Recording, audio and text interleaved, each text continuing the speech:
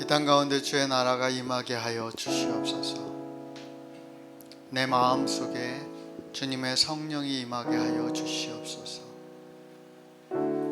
우리 가정 가운데 또 우리의 삶의 그 자리 가운데 주님의 뜻이 이루어지게 하여 주시옵소서. 하나님, 이 시간 전폭적으로 내 자신을 그냥 있는 모습 그대로 당신께 올려드립니다. 우리 가정을 하나님 송두리 하나님 앞에 거룩한 산제사로 올려드립니다. 하나님, 우리 교회가 하나님의 나라가 될 수 있도록 하나님, 우리 교회 모든 구성원들과 상황과 모든 것들을 모두 당신께 올려드립니다. 주여 받아주시고 주장하여 주시옵소서. 오늘 하나님께서 우리에게 주시는 말씀은 마태복음 5장 6절과 10절입니다.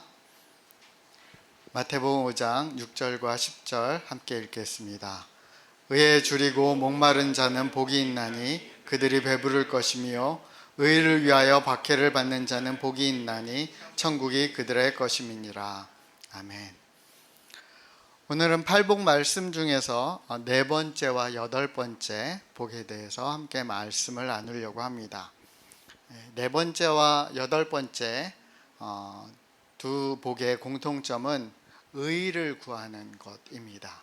하나님의 공의, 하나님의 정의, 그것을 구하는 자에게 복이 있다라고 말씀하십니다. 6절을 보면 복이 있나니 그들이 배부를 것이며 10절은 복이 있나니 천국이 그들의 것임이니라 라고 말씀하십니다. 그 팔복의 구조를 보면, 그 언어적인 구조를 보면 어순이 그런 식으로 되어 있어요. 헬라어 성경에서는 복되도다, 의를 위해서 줄이고 목마른 자들아 너희가 배부를 것이다. 그 다음 10절 복되도다, 의를 위해서 박해받는 자들아 천국이 너희의 것이다. 이렇게 순서가 되어 있어요. 그러니까 복의 선언이 있고, 그 다음에 받을 복에 대한 언급이 있고, 그 다음에 어떤 사람들이 그 복을 누리게 될 거다라고 말씀하고 있습니다. 그래서 특별히 오늘은 이제 의에 대한 말씀을 좀 나누려고 합니다. 쉬운 성경으로 보면 6절과 10절은 다음과 같습니다. 의를 위하여 줄이고 목마른 사람은 복이 있다. 그들이 배부를 것이다. 10절을 보시면 의롭게 살려고 하다가 박해를 받는 사람은 복이 있다. 하늘나라가 그들의 것이다. 이렇게 말씀되어 있습니다. 둘 다 의를 위해서, 의를 지키기 위해서, 의롭게 살기 위해서 6절에서는 줄이고 목마른 어떤 희생하고 대가를 지불하는 사람들, 10절에는 더 한 발 나가서 의를 위해서 박해까지 당하는 사람들, 그런 사람들에게 복이 있다라고 선언하시죠. 그러면 성경에서 말씀하는 의는 무엇인지, 의롭게 산다 할 때 그 의로움은 무엇인지에 대해서 좀 우리가 말씀을 좀 살펴봤으면 좋겠습니다. 마태복음 6장 33절 그런즉 너희는 먼저 그의 나라와 그의 의를 구하라 그리하면 이 모든 것을 너희에게 더하시리라 하실 때도 하나님의 나라와 의를 구하는 것은 그 어떤 것보다도 우선돼야 되는, 우선순위를 두어야 되는 덕목이다라고 말씀하십니다. 마태복음 5장과 6장에서 나오는 의가 헬라어에서는 디카이오슈네, 그래서 의, 공정하다, 칭의, 의롭다 불려주는 것, 그다음 정의 이렇게 해석이 되죠. 이 디카이오슈네라는 단어는 디케라는 명사에서 시작됐는데, 이 디케라는 명사는 정의, 공의, 재판, 심판 이런 뜻을 가져요. 디케하면 떠오르는 게 있죠. 그리스 신화에 나오는 디케라는 여신, 보통 이제 법원 같은 데 가면 있는 이 재판의 신, 정의의 여신 디케, 유스티티아라고 J 있는 발음 안 하고 유스티티아라고 해서 이게 나중에 저스티스 정의가 되죠. 그래서 그리스 신화에서는 디케라고 하고 로마 신화에서는 근데 똑같은 여신이에요. 제우스 신의 세 딸 중에 하나였고, 그래서 공정을 지키기 위해서, 정의를 지키기 위해서 재판하는 여신이죠. 한 손엔 칼을 들고 있고 한 손엔 저울을 들고 있고 눈은 가리고 있어요. 그래서 어떤 편견 없이 어떤 이렇게 사람 보고 이렇게 구별하지 않고 옳게 판단하고 저울을 통해서 옳고 그름을 그리고 균형을 맞추고 칼을 통해서 집행하는 것이 정의다라고 보여주죠. 이 디케라는 명사에서 온 또 단어 하나가 있는데 헬라어에서 굉장히 중요한 단어인데 그것은 디카이오인데 이게 바로 사실은 칭의, 사도 바울이 계속해서 반복적으로 사용하는 단어예요. 의롭게 되다. 우리가 우리의 어떤 선행을 통해서 의로워지는 것이 아니라 오직 하나님의 은혜로 예수 그리스도를 믿음으로 말미암아 의롭게 되다 할 때 이 디카이오라는 단어가 사용됩니다. 로마서 5장 1절 다 같이 읽겠습니다. 시작. 그러므로 우리가 믿음으로 의롭다 하심을 받았으니 우리 주 예수 그리스도로 말미암아 하나님과 화평을 누리자. 이때 사용되는 단어 의롭다 하심을 받았다. 믿음을 통해서 의롭다 하심을 받았다. 그래서 성경에서 사용되는, 특별히 신약 헬라어 성경에서 사용되는 공의라는 것은 어떤 우리의 어떤 윤리적인 노력이나 행위를 통해서 얻는 것이 아니라 믿음을 통해서 얻어지는 것이고, 그것은 무엇과 깊은 관계가 있냐면 하나님과의 관계와 깊은 관계가 있어요. 그래서 신약 성경에서 나오는 의는 주로 하나님과 올바른 관계를 회복할 때 얻게 되는 어떤 것이 의예요. 하나님의 성품인 그 공의를 얻게 되는 거죠. 그래서 이 하나님과 화평을 누리고 하나님과 올바른 관계를 맺는 사람을 의롭다 한다라고 사도 바울은 설명해요. 이것은 엄청 중요한 교리적인 진리이고, 그리고 굉장히 함축적인 의미를 담고 있어요. 이것은 참된 진리이죠. 근데 문제는 공의의를 하나님과의 관계, 올바른 관계를 맺는 것이 공의다라는 해석이 약간 종교적으로 오해를 사거나 아니면 거기에는 굉장히 깊은 심연의 뜻이 있는데 그것을 수박 겉핥기식으로 이제 다루기 시작하면 이제 문제가 생겨요. 왜냐하면 종교적인 어떤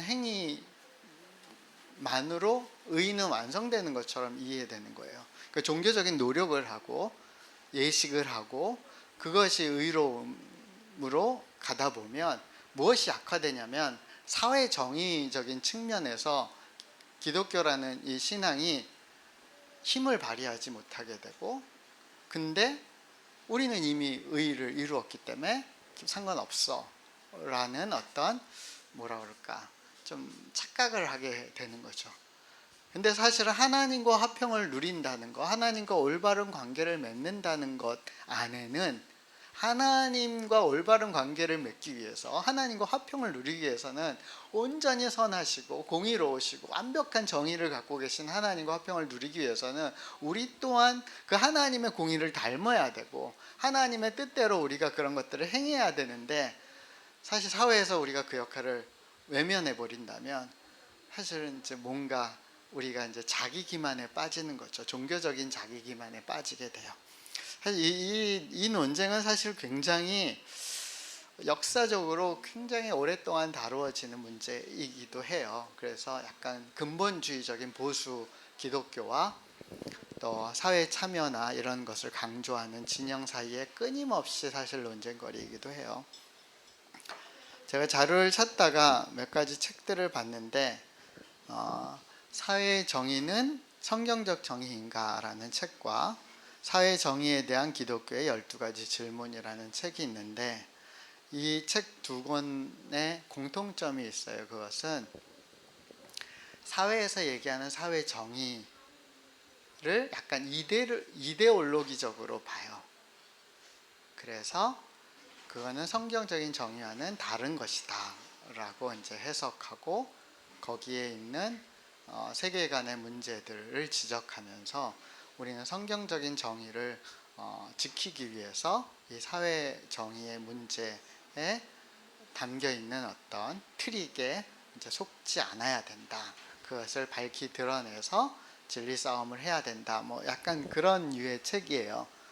그래서 제가 이제 요 목차랑 쭉 이제 서평하고 뭐 여러 가지를 쭉 살펴보면서 약간 뭔가 뉘앙스가 공통점이 있더라고요. 그래서 보니까 그 출판사가 개혁 실천사인가 개혁과 실천사인가. 근데 저 출판사가 약간 개혁 신학이라고 하나, 이렇게 존 칼뱅주의를 추종하는 분들, 굉장히 보수적이신 분들. 그래서 그분들은 어떤 신앙을 하시냐면 성경 무호로는 믿고, 그 다음에 존 칼뱅의 5가지 교리가 있거든요. 절대 무호하고 뭐 하나님이 모든 걸 다 조건 없이 선택한 사람들만 구원받고 그 5가지 교리인데, 그것을 이제 철저히 믿고 그런 믿음과 조금 다른 신학을 갖고 있는 사람들을 완벽하게 배격해요. 전 신앙도 아니야 막 그러면서 엄청 많이 싸우거든요. 그리고 기적적인 일들, 영적인 일들을 좀 이렇게 뭐라 그럴까, 믿지 않아요. 굉장히 이성적인 접근을 해요, 신앙에 있어서. 그래서 굉장히 어떻게 보면 좀 보수 기독교에서도 조금 더 우측 편향적인 쪽이에요. 그러다 보니까 이제 이 사회 정의에 대한 이슈를 좀 비판적으로 보는 그런 책들을 내죠. 그러면 그게 뭐 잘못되고 나쁜 거냐? 저는 그렇게 보지는 않아요. 그러니까 저는 개인적으로 사실 개혁주의 신앙을 그다지 이렇게 좋아하지 않은 게 좀 전투적이거든요. 그리고 자기 믿는 거 외에는 완전히 다 무시하는 듯한 태도를 취하기 때문에 저는 개인적으로 별로 안 좋아하긴 하지만, 그분들이 갖는 또 신앙의 열정이나 또 순수성을 지키려는 노력에 대해서는 존중할 필요가 있다고 생각해요.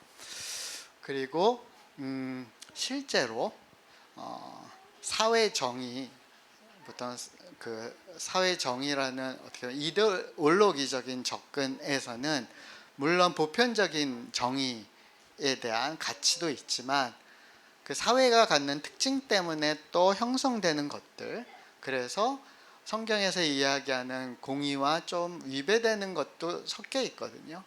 그런 것을 좀 밝히 거룩하게 구별해낸다라는 측면에서는 사실 이런 책을 읽으면서 우리가 좀 뭐라 그럴까, 경각심을 갖고 좀 질문해보고 고민해보고, 그래서 다시 한번 재검토할 필요가 있는 것 같아요. 그런 면에서는 굉장히 좋은 접근일 수 있어요. 하지만 제가 말씀드리는 것처럼 개혁주의적인 어떤 노선에서 또 너무 이제 그렇게 하다 보니까 또 갖는 또 좀 한계가 있죠. 그것을 좀 여러분이 이해하고 이런 책들을 읽으시면 도움이 되지 않을까 싶어요. 이 책들과는 조금 이제 다른 이제 입장에서 이제 쓰여진 책들이 있는데, 그 대표적인 책이 저는 이 2권이 아닐까 싶어요. 좋은 기독교, 나쁜 기독교인 이라는 제목의 책이 한 권 있고, 다 번역서예요. 이 4권 다. 또 하나는 무례한 기독교. 그래서 기독교가 분명히 성경에서의 가르침이나 예수님의 어떤 삶이나 언행, 모든 것들은 다 정말 하나님의 사랑과 공의 정말 조화롭게 실천하시고 그것을 주장하셨는데, 언제부턴가 그것대로 살아야 될 기독교인들은 그렇지 못하고 무례하고, 점점 좀 교회는 사회에서 어떤 공의로운 역할을 하기보다는 싸움에 휘말리고 뭔가 어떤 기득권을 잡는 일에 자꾸만 참여하게 되고, 뭐 그러면서 이제 기독교가 일반 사람들이 볼 때, 객관적으로 볼 때 좀 무례해지게 되고, 왜 하나님을 믿는다는 사람이 저렇지? 라는 이제 의구점이 들기 시작하는데, 그것에 대해서 객관적인 시각에서 자성하고 그 원인을 찾고, 그래서 우리가 다시금 어떻게 하면 성경에서 말씀하시는 그런 공의로운 삶을 다시 회복할 것인지에 대해서 질문하고 그것에 대해서 탐구하는 책들이에요. 그래서 좋은 기독교 나쁜 그리스도인이라는 책을 이렇게 보면 뭐 이런 약간 그 책 소개하는 내용들이 있더라고요. 그래서 기독교에 대한 신뢰도 호감도가 하락하고 있고, 기독교인에 대한 비판과 실망이 가득한 세상이 되어가고 있다. 그래서 왜 세상이 보기엔 왜 기독교인들이 이렇게 위선적이고 그리스도처럼 행동하지 못하는 걸까? 도덕적인 질문을 통해 신앙과 인격, 성화의 여정을 탐구하고 스스로 신앙을 좀 돌아보자. 세상이 주목하는 것은 기독교인의 태도와 삶의 증거이다. 겸손하고 균형 잡힌 태도로 기독교인에 대한 도덕적인 질문을 정직하게 마주하라. 그리고 예수님이 보여주신 삶의 모범을 따르라. 그 길에 답이 있다. 그래서 세 가지 메시지를 이 책은 전하는데, 질문에 대한 책임은 우리에게 있다. 기독교인의 삶은 성화의 과정이다. 비판을 두려워하지 말고 질문을 통해 진리로 나아가자. 그래서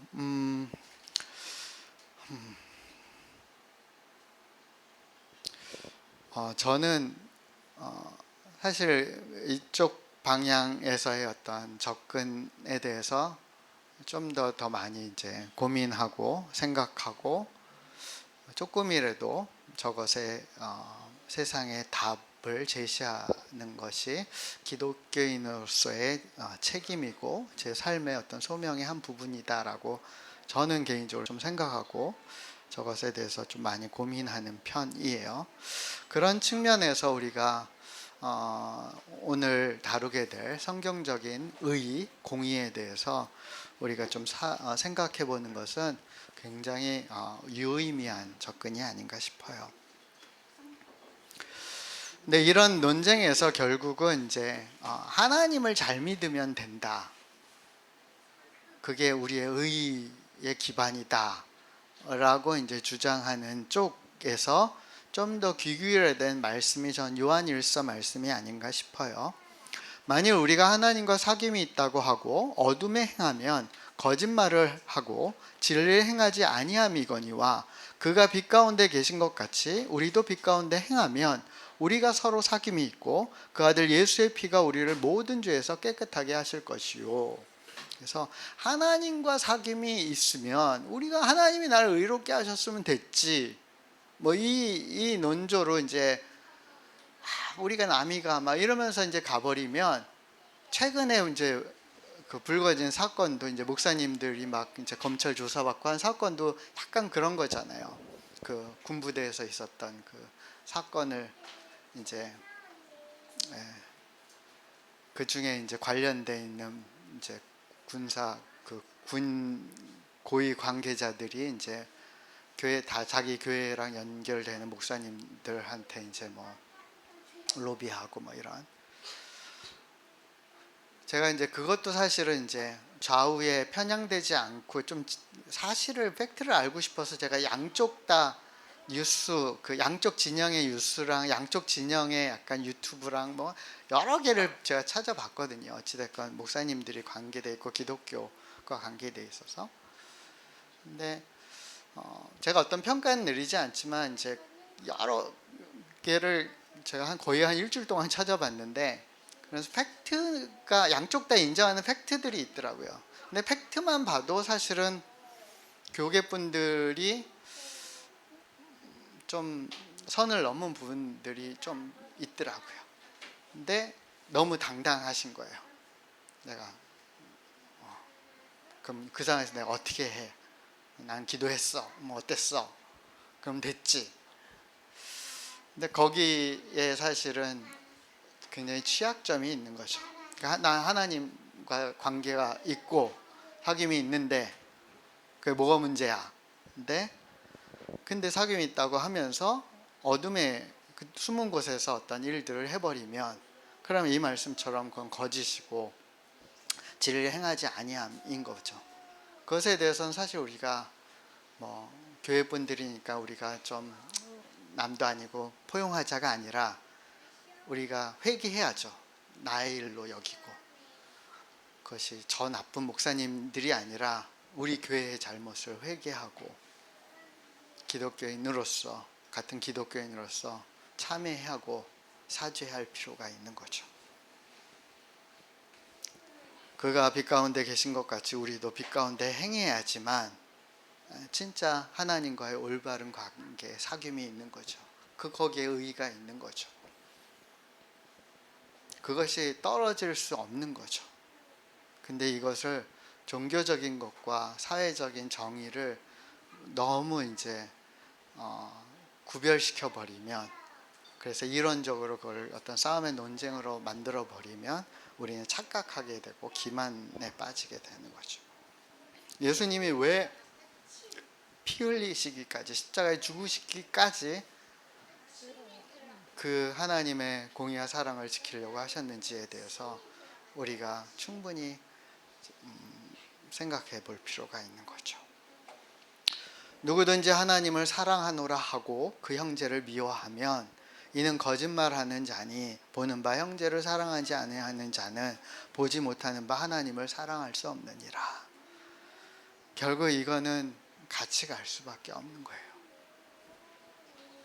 하나님을 사랑하고 하나님과 올바른 관계다라고 하면 약자를 사랑하고 약자를 포용하고 그들이 아픔 당했을 때, 어려움 당했을 때 그 문제를 끌어안고 같이 울어주고 같이 그 문제를 극복하기 위해서 힘써야겠죠. 그게 하나님 사랑함이죠.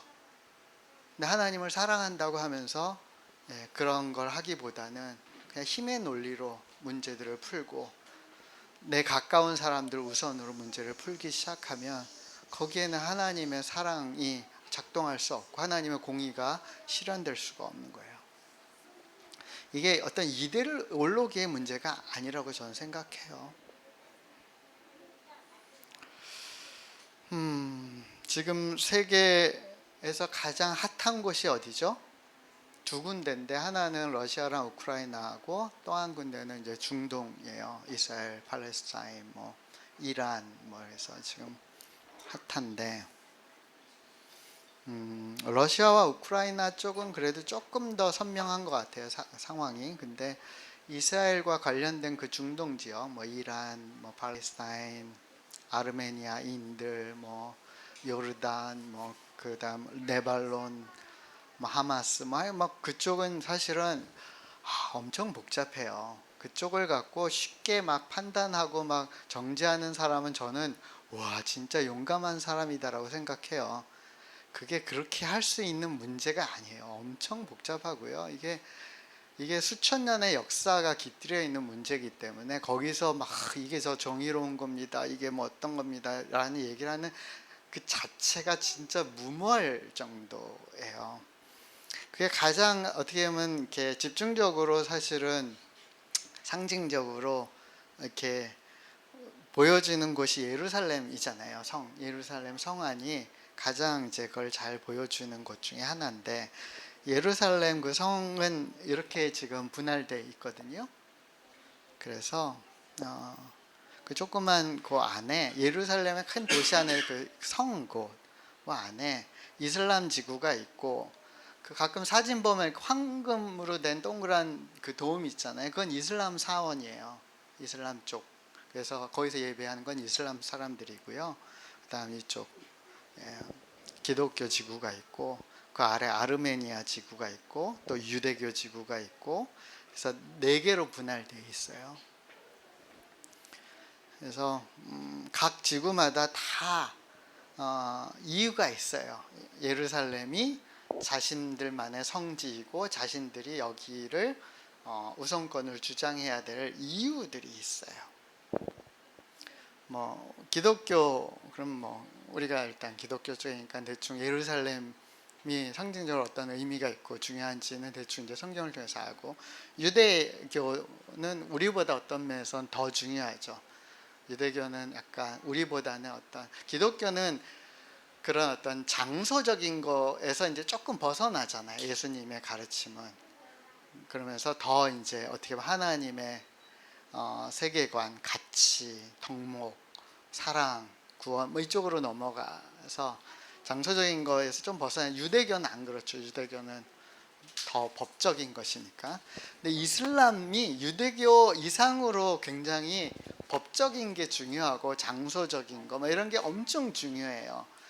그러니까 어떻게 보면 그냥 객관적으로, 그냥 종교학적으로 보면 사실은 세 종교 중에서 제일 그게 강한 건 이슬람인 것 같아요. 제일 늦게 시작했지만. 그러니까 쉽게 얘기해서 종교학적으로는요, 기독교에서 예수님의 어떤 신적 권위를 이슬람은 코란으로 봐요. 그 책, 코란 책을 조금이라도 훼손시키면 잘못하면 죽어요. 그러니까 걔네는 코란 책 자체가 거의 예수님 같은 존재거든요. 근데 코란이 법적으로 이제 이런 거 지켜라 하는 것은 목숨 걸고 싸워서 지키는, 그래서 이제 극단적으로 가면 막 테러까지 가는 거예요. 근데 의외로 종교학적으로 보면 이슬람이라는 종교는 우리가 생각하는 것처럼 막 테러 지향적이고 이런 종교는 아니거든요, 원래. 그리고 구약 성경도 거의 내용이 이제 토대로 해서 거의 이제 공통적이고, 이제 어떻게 해석하고 어디에 더 중점을 두느냐 차이가 좀 있기 때문에 사실 이슬람 교도들이 의외로 굉장히 공평하고 정의로운 것을 강조하는 종교이기도 해요. 근데 anyway, 근데 이게 어떤 코란 법에 의한 어떤 것이고, 그리고 특히 이 바위 사원 그 황금 고기가, 이슬람은 기적이 거의 없거든요. 근데 그 코란이라는 그 책 자체가 기적인데, 그거랑 연관돼서 한번 이제 하늘에서 뭐가 내려오고 막 해서 어떤 기적적인 사건이 있었는데 그게 저 위치거든요. 그래서 저기를 사수해야지 이 코란의 신적인 권위를 이제 사수하는 거기 때문에 이슬람은 하여간 그래요. 그래서 이게 역사적으로도 그렇고 종교적으로도 그렇고 이제 막 다들 이제 자기네들이 저기를 이제 차지해야 될 이유가 있고, 어느 시대를 보느냐에 따라서 그 말은 사실이기도 하고 거짓이기도 해요. 아르메니아 지구는 아르메니아 사람들도 저 지역에서 1500년 이상 거주했던 사람이거든요. 그러니까 저 사람들도 사실은 우리가 여기 예루살렘 성은 지켜야 돼, 이 구획을 존중받아야 돼 라는 근거가 있어요, 역사적인.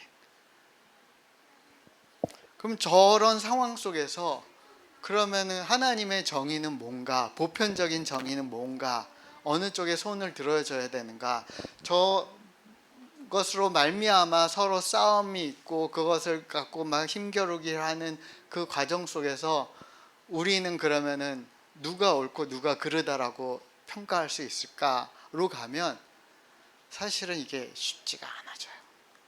거기다 이제 요새 이스라엘 팔레스타인에서 이제 서한 지구, 가자 지구 뭐 그 분쟁도 마찬가지예요. 그게 단순히 그냥 이스라엘이 나중에 들어와서 뭐 차지하고 그래서 힘이 더 세니까 팔레스타인 사람들을 뭐 단순히 그걸로 얘기하기가 또 좀 뭐한 게, 그것도 이제 역사적으로 다른 거죠. 이스라엘 역사를 굉장히 더 크게 막 1000몇백 년으로 보면 이스라엘에게도 우선권이 그 지역에 있죠.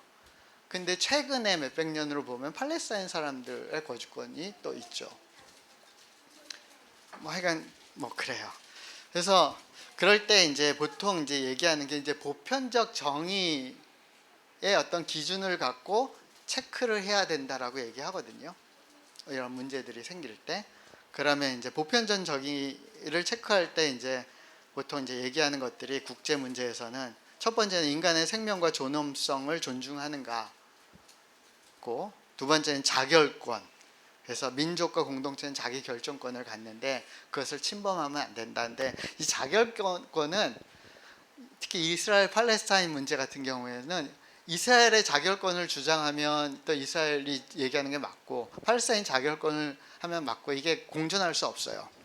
평등과 차별 금지, 뭐 폭력 최소화, 민간인 보호, 이것도 약자와 강자로 얘기하면 이스라엘이 강자니까 뭐 이렇게 얘기하지만, 뭐 하마스나 이런 이제 또 그런 사람들의 개입들, 그래서 그 사람들이 이제 테러하고 인질을 잡고 죽이고 뭐 이런 것까지 들어가면 이제 또 다른 양상이 되죠. 그다음 국제법 준수, 그러면 이제 최근에 가장 이제 중요한 국제법은 제네바 협약이거든요. 제네바 협약의 가장 심플한 그냥 소개를 하면, 국경이 정해진 거를 이제 더 이상 옮기지 말자가 제네바 협약이에요. 그래서 지금 러시아랑 우크라이나 전쟁도 사실 제네바 협약으로 하면 러시아가 이제 그렇게 하면 안 되는데 어찌됐건 이제 그걸 하는 거죠. 이스라엘과 팔레스타인 지역에서 제네바 협약을 지금 이스라엘이 위반한 건 뭐냐면, 서한 지구 같은 데다 이제 그 거주촌, 유대인 거주촌을 만들기 시작한 거예요. 그거는 제네바 협약의 위반이에요. 왜냐하면 그곳에 자기네들 이제 자기네 땅인 것처럼 이제 거류민들을 보내기 때문에, 그러니까 뭐 그런 거에 이제 문제가 생기죠. 그런데 제가 그래서 이제 이 부분에 있어서 제가 기독교인이니까 좀 편견이 있을 수 있잖아요. 성경적인 편견이 있을 수 있어서 그런 걸 빼고 이제 사회 문제를 보려고 나름 이제 노력하고 유수나 뭐 이런 것들을 다시 이렇게 쭉 하면서 이제 보는데 이게 쉽지가 않더라고요. 그리고 제 이제 경험, 제가 이스라엘 선교를 한 3번 갔다 온 적이 있는데, 그때 제가 좀 충격을 먹었거든요. 이스라엘 사람들의 그 무례함, 이스라엘 사람들의 어떤 폭력성, 어떤 굉장히 이렇게 공격적인 성향, 어떤 깔보든 듯한, 이게 인종차별하고는 또 다른 느낌이 들어요. 이스라엘 사람들, 특히 랍비들이 저희를 대하는 태도는 인종차별하고는 완전히 또 다른 차원으로 대해요. 그래서 기분이 너무 상해요. 거기다가 한 번은 저랑 같이 갔던 목사님하고 저랑 기기를 다 뺏겼거든요. 막 맥북 뺏기고 무슨 조그만 그 태블릿 같은 거 다 뺏기고, 그래서 결국은 둘 다 고장 났거든요. 걔네가 다 분해해 버렸어요. 뭐 너희 수상하다, 뭐 정보를 캐야겠다를 분해를 해서, 그리고 그냥 돌려준다, 보상도 없어요. 그래서 너무 화나고 쟤는 뭐지? 근데 그때 기도하면서 하나님이 저한테 하셨던 말씀이, 너희가 지금 너희를 대하는 그 사람들을 갖고만 평가하지 말고, 그들이 어떤 역사적인 아픔과 어려움을 겪고 왜 저렇게 돼 있는지를 너희가 좀 이해하고 사랑해 주면 안 되겠니가 사실 제가 기도하면서 받았던 응답이에요. 그러니까 이게 좀 다른 거예요. 그리고 저는 요즘에 이런 뉴스들이나 여러 일어나는 것들을 보면서 이스라엘 사람들의 어떤 그런 모습들을 보면서 저는 개인적으로 이게 맞는지 모르겠어요. 그래서 약간 제 정서적인 감정적인 해석일 수도 있는데, 저는 어떻게 보냐면 전쟁 중에 있는 사람들의 태도를 갖고 그 사람을 평가하면 안 된다가 제 입장이에요. 그런 거 있잖아요. 막 둘이 지금 막 치열하게 싸웠어요. 어떤 문제 갖고 막 주먹 다짐하고 싸웠어요. 그 싸우는 그 과정 속에서 이 사람들이 보여주는 어떤 성향들, 드러나는 어떤 언행들, 어떤 감정적인 표현들을 갖고 제가 이 두 사람을 평가하면 제대로 평가가 안 되는 거죠. 왜냐하면 어떤 선을, 이 사람들의 어떤 평정적인 어떤 원래 있었던 상태를 벗어난 상태의 어떤 긴장관계 속에서 다른 것들이 노출되고 있는 극단적인 상황이기 때문에, 그걸 갖고 평가를 해버리면 정당한 평가를 할 수 없는 거예요, 이 사람들에 대해서. 근데 저는 이제 이스라엘 팔레스타인 문제를 보면서 이스라엘 사람들을 저는 그렇게 보거든요.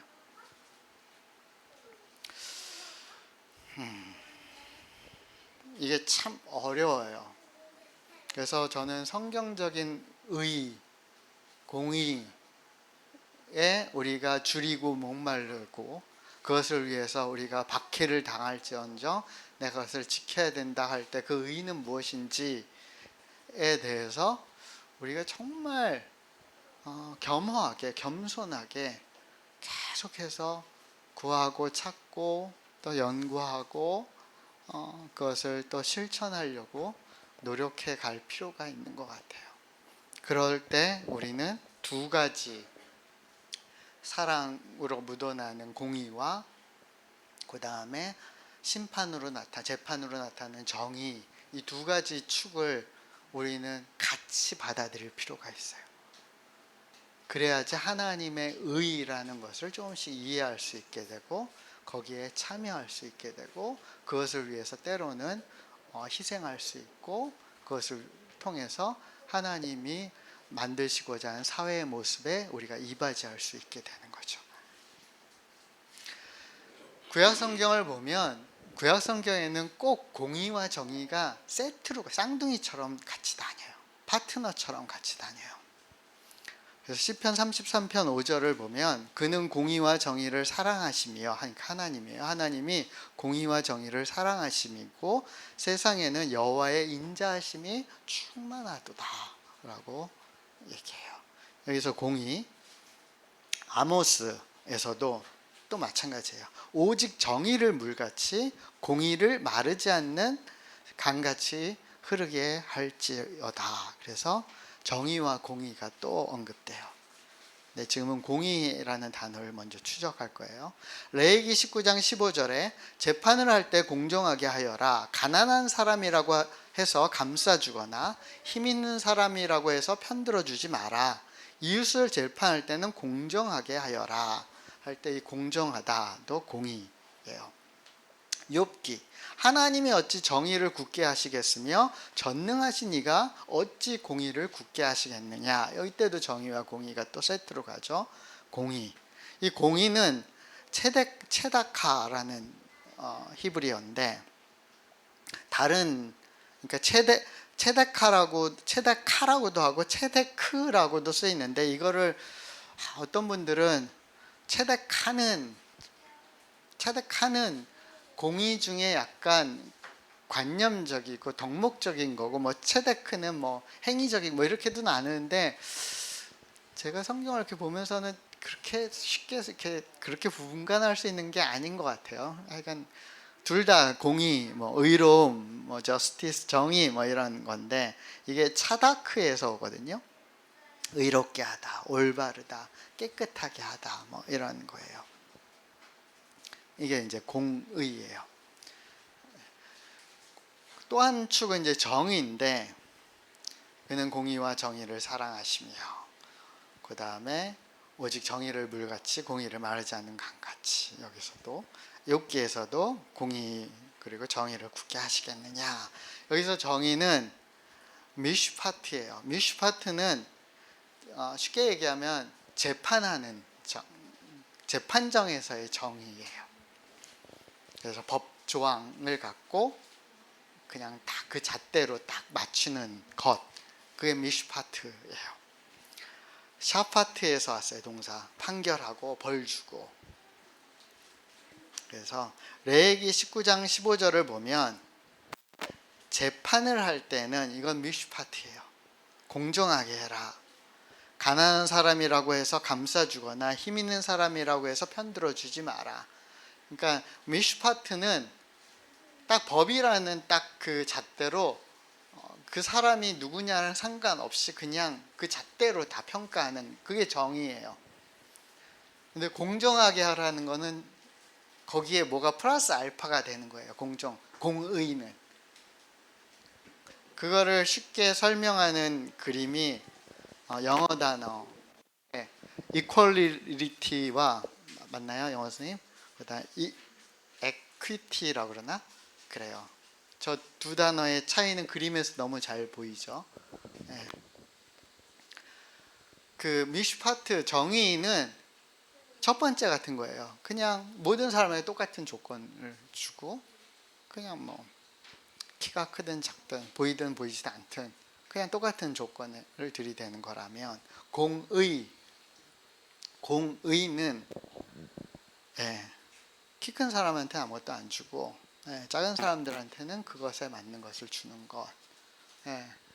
어떻게 보면 오늘날 사회에서 사회정의를 할 때 공정하다라는 것에 사실은 좀 저쪽에서 일로 이렇게 계속 가고 있죠. 그래서 경제적인 약자에게는 조금 더 혜택을 주고 뭐 이런 어떤 그것이 이제 공정한 거다. 뭐 성차별, 뭐 연령별 차별 뭐 이런 거에 있어서도 공정하다는 것이 무엇인가 할 때 이쪽으로 좀 이제 흘러가는 거죠. 근데 성경에서는 그 두 가지를 다 얘기하는 거예요. 공의와 정의, 정의와 공의. 무슨 얘기인지 알겠죠? 네, 그것이 두 가지가 다 가기 위해서는 뭐가 필요하죠? 하나님의 인자하심, 하나님의 사랑이 거기에 가득할 때 그 두 가지가 공존할 수 있어요. 아니면 끝없는 그냥 어느 것을 선택하느냐의 싸움이에요. 하나님의 온전하신 그 인자하심과 사랑이 그 안에 충만하게 될 때 이 두 가지가 공존한 공의와 정의가 같이 갈 수 있는 거예요. 물처럼 흘러서 모든 만물을 덮어서 그 안에 잠기게 해서 똑같은 상태를 유지하게 만들어주는 거예요.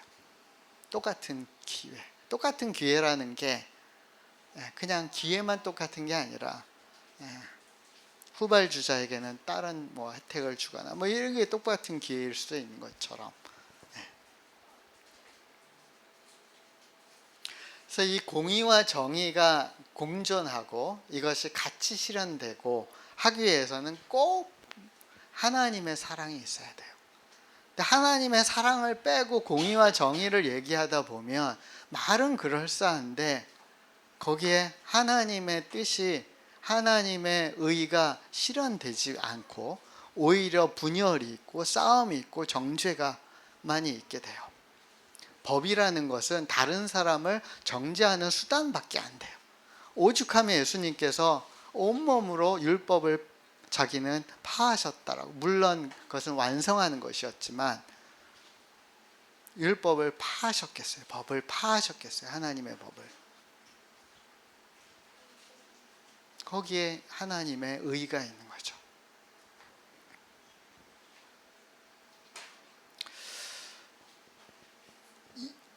따라오고 계신 거 이해하시죠? 그러니까 기독교인들이 정말 정의롭고 공의롭고 사회의 어떤 정의를 실현하는 데 있어서 역할을 하기 위해서는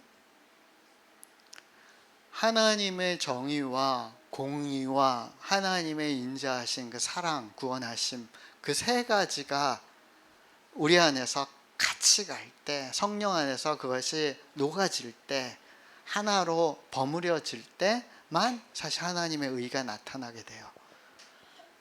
그것이 그렇게 나타난 가장 분명하고 가장 완전한 사건은 예수 그리스도가 이 땅에 오셔서 하나님 나라를 선언하시고 십자가를 통해서 그 하나님의 의를 완성하신 거죠. 하나님의 사랑이 우리에게 이렇게 나타되었으니 하나님이 자기의 독생자를 세상에 보내심이라. 그로 말미암아 우리를 살리려 하심이라.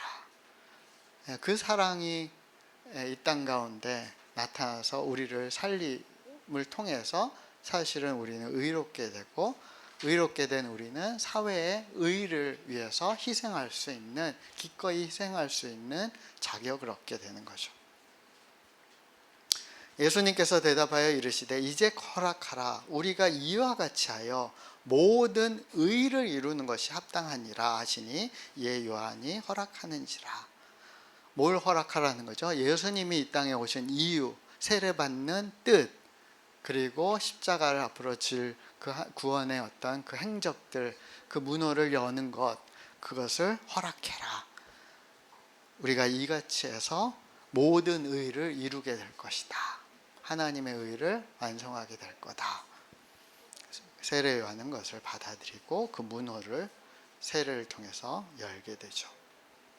고린도후서 5장 21절입니다. 하나님이 죄를 알지도 못하신 이 예수를 우리를 대신하여 죄로 삼으신 것은 우리로 하여금 그 안에서 하나님의 의가 되게 하려 하심이니라.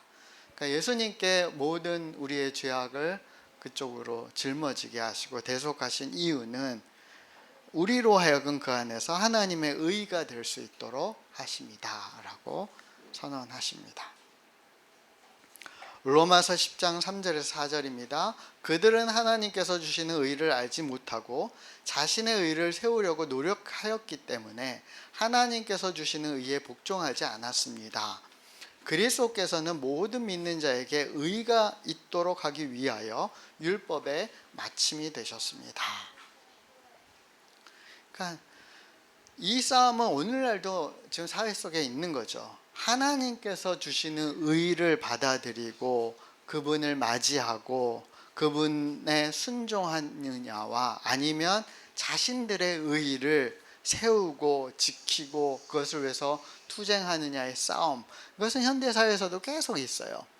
이거는 세상과 교회의 싸움뿐 아니라 교회가 또 이 싸움에 사실은 잘못되게 있어요. 교회 안에서도 끊임없이 하나님이 주신 의를 받아들이지 못하기 때문에 자신들의 의, 바리새인파적인 의를 갖고 계속해서 세우려고 싸움이 있어요. 그게 안 되니까 사실 교회가 사회랑도 싸우는 거예요. 그걸 지키려고.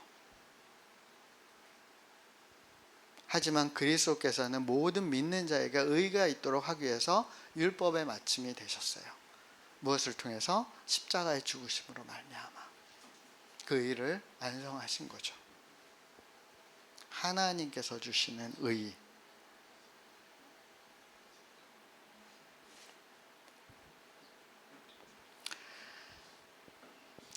그는 우리의 화평이신지라 둘로 하나를 만드사 원수된 것 곧 중간에 막힌 담을 자기 육체로 허시고 법조문으로 된 계명의 율법을 폐하셨으니 이는 이 둘로 자기 안에서 한 세 사람을 지어 화평하게 하려 하시고 또 십자가로 이 둘을 한 몸으로 하나님과 화목하게 하려 하심이라. 원수된 것을 십자가로 소멸하시고. 이 정의의 문제를 갖고 사실은 지금 국가 간에 민족 간에 그 다음에 어떤 사회에서 어떤 두 진영 사이에서 가족과 가족, 이권과 이권, 아니면 어떤 개인과 개인이 수도 없이 싸우고 자기의 자결권을 주장하고 자신의 어떤 권한을 주장하고 뭐 하면서 거기에 어떤 심한 뭐 다툼이 있고 자신의 의의가 있고 하는데 사실 그게 그 예루살렘의 문제처럼 단편적이지가 않은 거예요. 이쪽 입장에서 보면 또 이런 측면이고 저쪽 입장에는 이런 측면이 있고 이런 법을 대입하면 이렇지만 이런 또 조례를 또 대입하면 또 다를 수 있는 그런 싸움이 있는 거예요. 이 싸움은 끊임없는 거예요. 그래서 예수님께서 선택하신 것은 아예 그 담을 허시는 거죠. 자신의 몸을 통해서 자신의 생명으로 그것을 허무신 거예요. 그리고 더 이상 원수가 되지 않도록, 더 이상 싸움이 있지 않도록, 그 법정이 서로를 정죄하는 데 수단이 되지 않도록 허무신 거죠. 그래서 아까 봤던 그림 중에 저는 세 번째 그림이 굉장히 유의미하고 기독교인들이 한번 생각해 봐야 되는 그림이라고 생각해요. 그러면 동등하냐 공정할 것인가의 싸움보다 사실 결국은 저 담을 허물면 모든 사람들이 자유로워지는 거죠. 저 문제로부터 해방되는 거죠. 근데 저 담을 허물고 그은 선을 지운다는 것은 불안한 거죠. 두려운 거죠. 내 재산권이나 내 소유나 내 주장할 수 있는 권리나 이런 것들을 빼앗길 수 있다라는 두려움이 있는 거죠.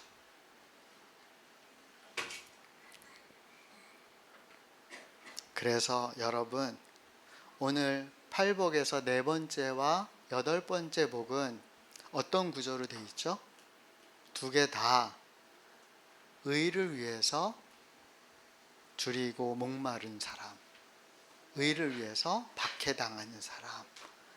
그러니까 의를 지키기 위해선 결국은 누군가 희생하고 대가를 지불하고 누군가는 어려움을 처하고 배신을 당하고 모욕을 당하고 무력한 상황 가운데 자신을 방치하는 그 선택을 할 수밖에 없다라는 것을 사실은 이 네 번째 복과 여덟째 복은 우리에게 말씀하세요. 결국 예수님, 하나님께서 예수님을 이 땅에 보내셔서 인간의 몸으로 보내셔서 십자가에 죽으실 수밖에 없었던 그 선택을 통해서 화평을 이루시고 하나님의 공의와 사랑을 동시에 완성하신 그 하나님의 의는 십자가를 통해서만 이루어질 수 있다라는 것을 하나님은 우리에게도 명확하게 선언하시고 그것을 믿음으로 받아들이는 자가 복되구나. 그런 사람이 너희가 진짜 만족할 것이고 그런 사람이 하나님의 나라를 소유하게 될 것이고 누리게 될 것이고 다른 사람에게 나누게 될 것이다 라고 말씀하십니다.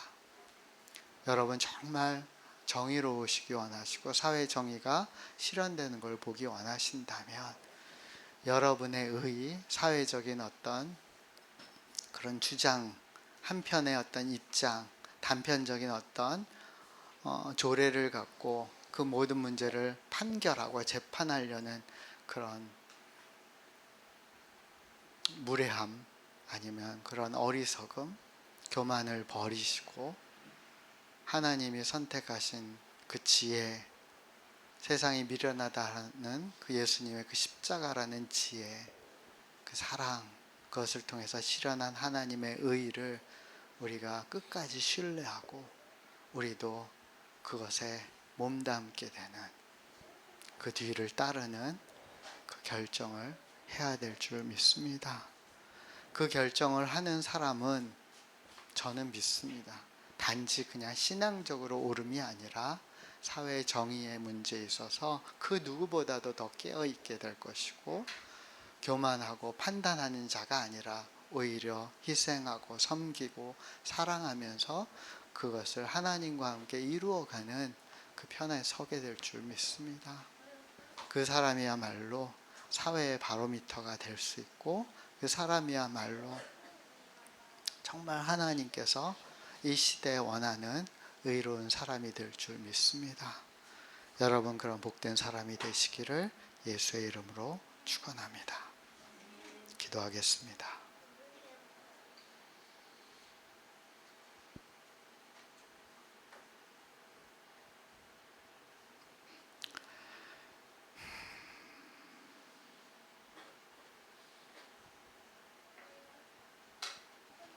하나님,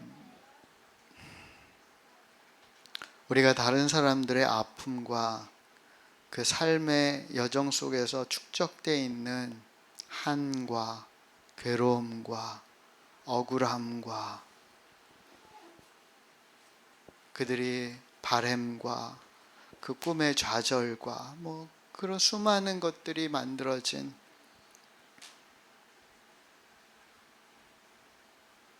그들의 입장을 우리가 어떻게 다 이해하고 어떻게 다 재단하고 어떻게 다 평가할 수 있겠습니까?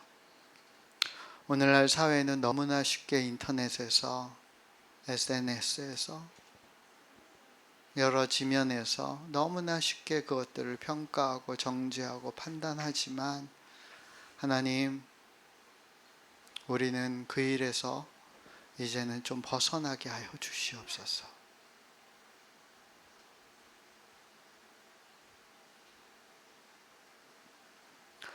오히려 애통해하며 아파하며 그들의 아픔을 함께 나눠지며 함께 울고 함께 웃을 수 있는 예수의 마음을 우리가 담게 하여 주시옵소서. 이 땅에 인간의 몸으로 오셔서 모든 것을 함께 채울하시고 공감하시고 함께 아파하시고 짊어지시고 더 나아가서 죄 없는 당신께서 모든 죄를 짊어지신 그로 인해서 십자가 처형당하신 그 예수님의 그 마음과 사랑과 그 결단을 우리가 존중하고 사모하며 우리가 따르게 하여 주시옵소서. 그것에 하나님의 나라에 열쇠가 있고 하나님의 의에 새로운 길이 있음을 우리는 압니다.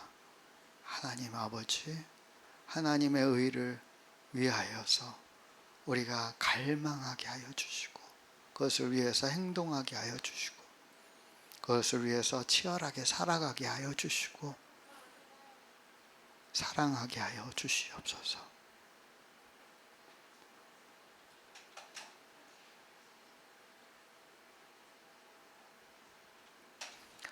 하나님 아버지, 우리 사랑하는 지체들 한 명 한 명이 정말 의를 위한 삶을 살아가는, 하나님의 의를 갈망하는 주님의 사람, 복된 사람들로 그렇게 거듭나기를 소원합니다. 새로워지기를 소원합니다. 축복하여 주시옵소서. 예수님 이름으로 기도합니다. 아멘. 우리 사도신경으로 고백하며 예배를 마치겠습니다. 나는 전능하신 아버지 하나님 천지의 창조주를 믿습니다. 나는 그의 유일하신 아들 우리 주 예수 그리스도를 믿습니다. 그는 성령으로 잉태되어 동정녀 마리아에게서 나시고 본디오 빌라도에게 고난을 받아 십자가에 못 박혀 죽으시고 장사된 지 사흘 만에 죽은 자 가운데서 다시 살아나셨으며 하늘에 오르시어 전능하신 아버지 하나님 우편한 자에 계시다가 거기로부터 살아있는 자와 죽은 자를 심판하러 오십니다. 나는 성령을 믿으며 거룩한 공교회와 성도의 교제와 죄를 용서받는 것과 몸의 부활과 영생을 믿습니다. 아멘.